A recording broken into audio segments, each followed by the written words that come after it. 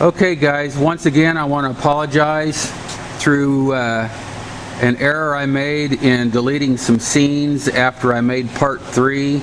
I deleted 2 or 3 scenes that showed me putting this tractor back together, which was going to make up most of part 4. But basically, I'll just recap. I put a jack underneath the transmission in the back and one under the back of the motor. And what I did was I measured from the engine to the transmission at several spots and adjusted my jacks where they were parallel, and then I started pushing the front end back into the transmission, and when I got about an inch away, then I just started turning the engine by hand with the fan just to jog the clutch disc around so the splines would line up with the input shaft of the transmission. And basically, as you saw in the earlier videos, I had these long threaded rods to hold everything in alignment. Basically, with that and the jacks having everything adjusted parallel, it virtually just slipped back together with hardly any effort. So I'm sorry I didn't get that. I got that on film, but I deleted it, and that was just my stupidity. But that really was a non-eventful, since everything was lined up.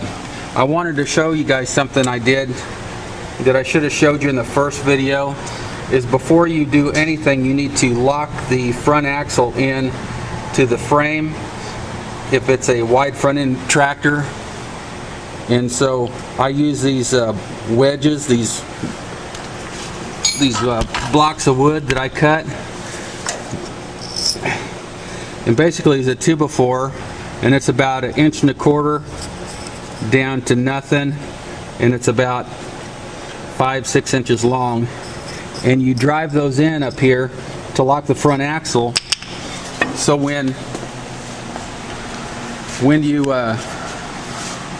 pull the front end back, that the engine doesn't rock back and forth on this axle, which helps with pulling your tractor apart, and it's good for safety also. So remember to do that, and then knock them loose afterwards if you can.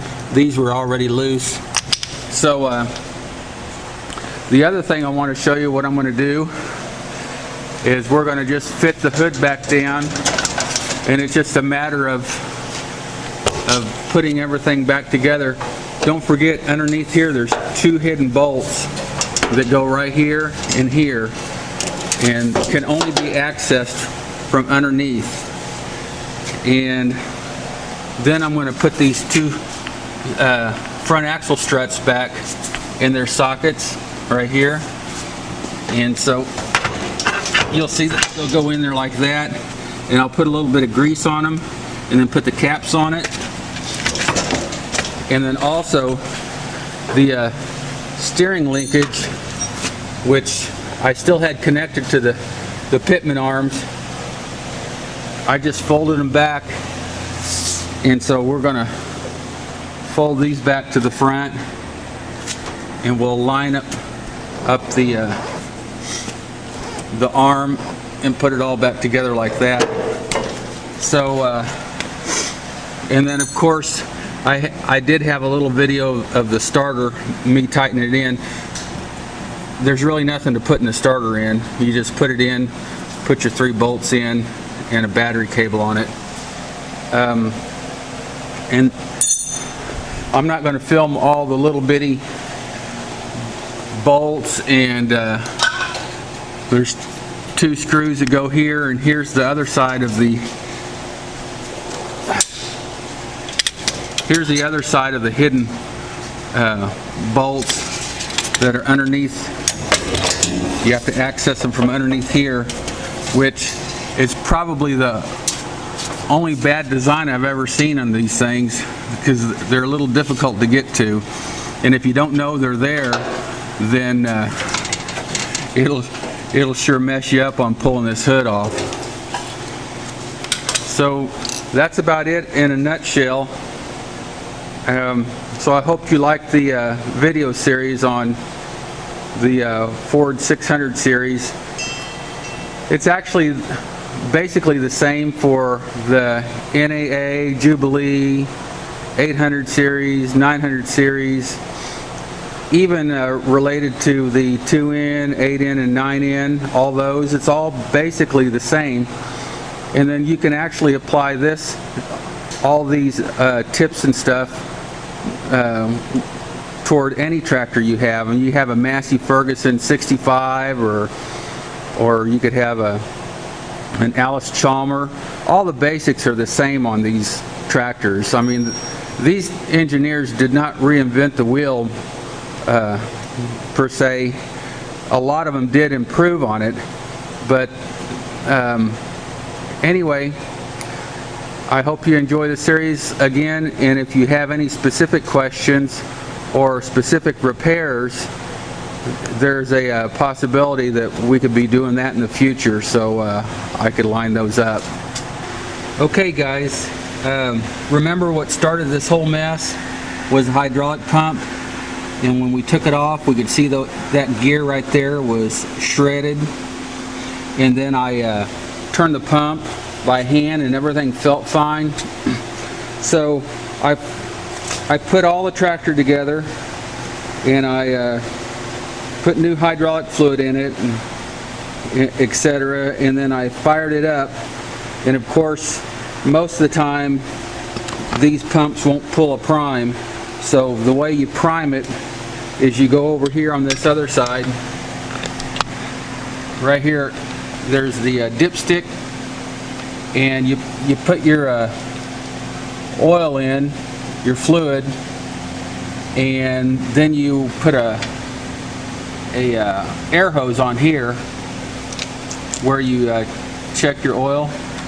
You put an air hose on there and pressurize the hydraulic system, and that'll slowly push oil up here. And on the pump itself,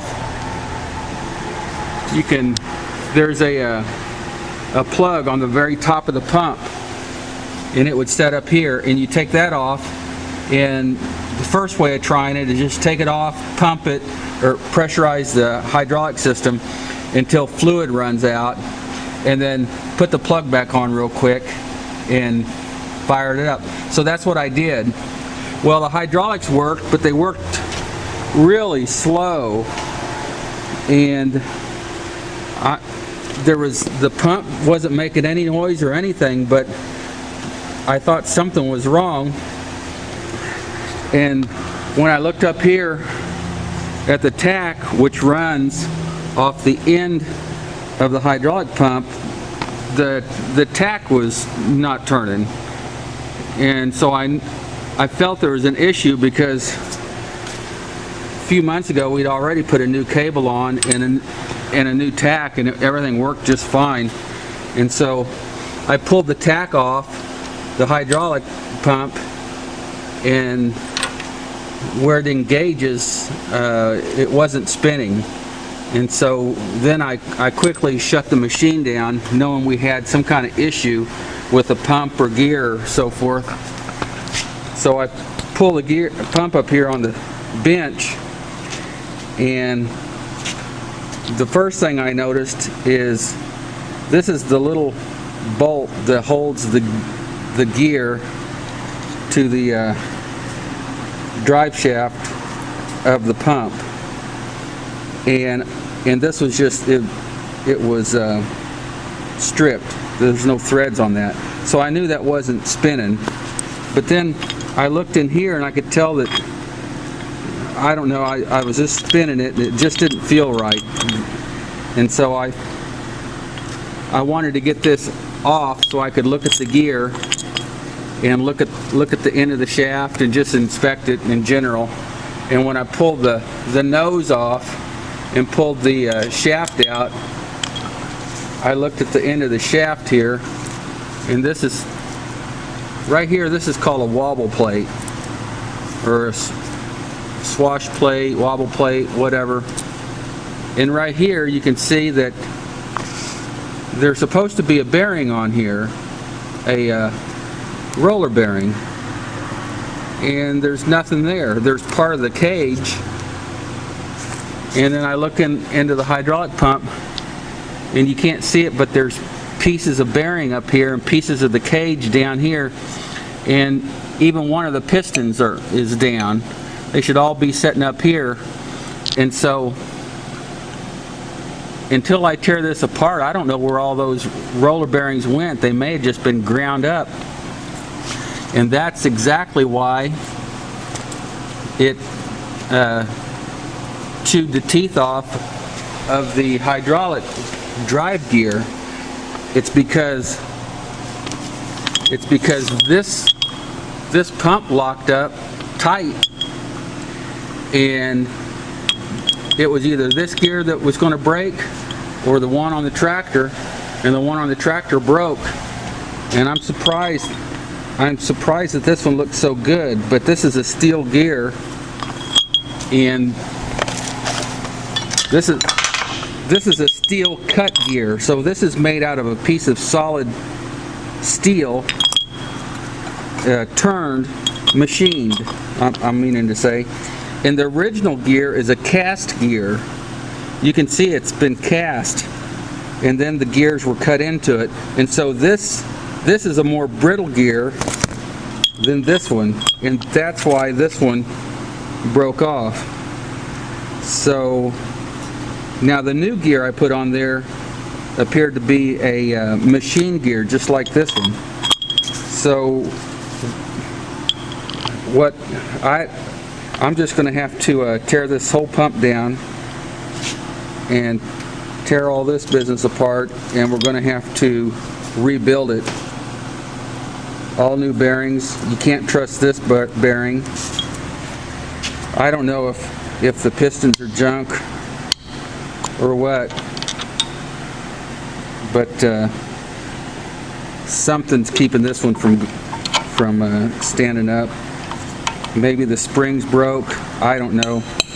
But anyway, I guess that'll be the next series, is us rebuilding this pump.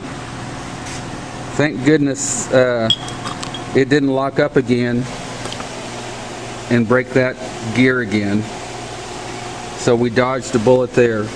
So anyway, I guess the story continues. So stick with me on it, and we'll get her put together one of these days.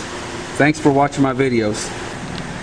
Alright guys, I pulled the pump apart just to take a look to see what the issue was here. And so I pulled the wobble shaft out, and this is how I found it. And probably some of you guys that work on these every day see the problem right off. The issue is that this assembly was put in wrong, and the owner of the tractor said a few months prior to this pump going out and the gear breaking that he had the pump rebuilt at a shop up the road. So here's the issue, is this is supposed to be a thrust bearing, and it actually was riding on the hydraulic pistons that go up and down. And actually there's one of the pistons that's way down, and I pulled it out a while ago, and there's a broken spring. But this is not the right configuration here. What's supposed to happen is this assembly is supposed to be turned like this, and then that way the thrust bearing is riding in here, and then the thrust surface or washer rides against these pistons as this spins. And that was wrong, and that's why the owner said within just not too long after the pump was rebuilt that it made a huge noise. And so he took it back to the guy, and he looked at it, and then saw that gear evidently on the tractor was bad, but didn't expect that his pump rebuild was wrong. So then my buddy brought the tractor back down to his garage, and so as you can see on the videos, all the effort that went into replacing that gear at the pump drive gear at the end of the camshaft. And then when I put it together, only to find out that the pump was rebuilt wrong. There's hardly any pieces in here. It must have just dropped down the intake tube, which would have fell out of here on gravity, and then when I drained the fluid out, it just went into the drain pan, and that's the reason why. So there we go. So now we know the issue. So it's all about now getting parts. I'm going to go ahead and tear the rest of this apart and get a little parts list together. Thanks for watching. Okay guys, originally I was going to tear this pump completely apart and get a parts list for my buddy, but he's decided that we're going to put it in this little plastic basket, make a basket case out of it, and he's going to take it back to the guy that rebuilt it and show him that the bearing was put on wrong and that this pump locked up, which took out the gear on the tractor, which caused all the issues, and see if that guy will make it right. So anyway, I'll get back with you. Please subscribe, and that way you'll be notified instantly when I upload another video.